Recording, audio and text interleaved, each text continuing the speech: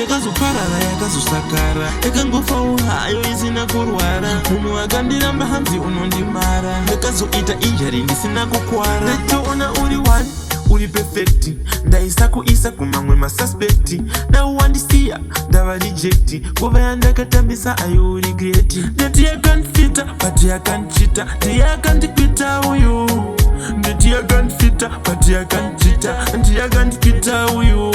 ndayati yakandifita kanfita but yakanchita uyu ndayati yakandifita kanfita but yakanchita uyu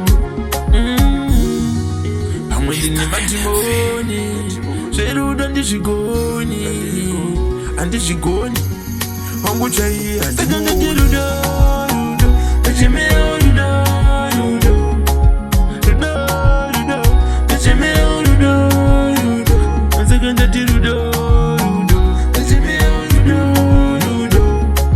rudo rudo ndachemera rudo rudo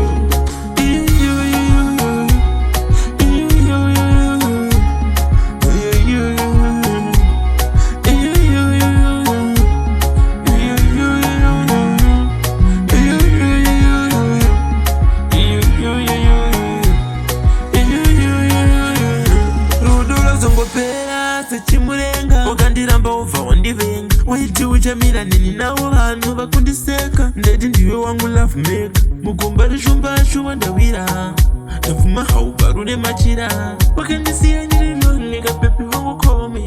uyepo wakandisiya zverudo zvinotoda vakashinga moyo vane mweya yepachimoyo ukatamba nerudo hokoyo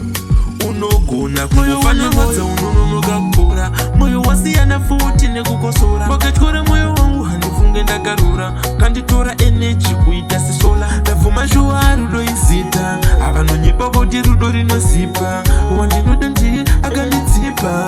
haida kundityora mudzipa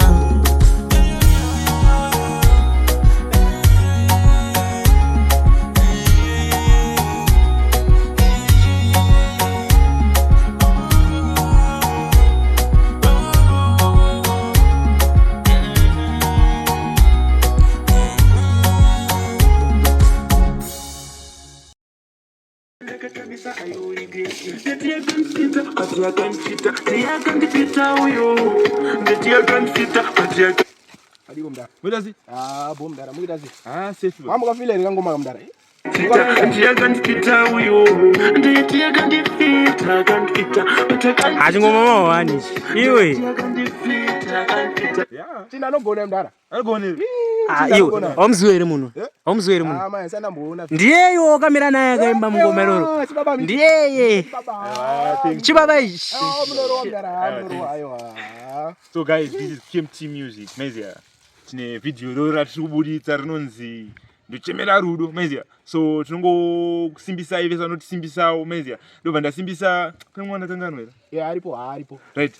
rega ndisimbise Padman Padman vaida kuti video ribude quality rimezia saka tiri kusimbisa Padman mezia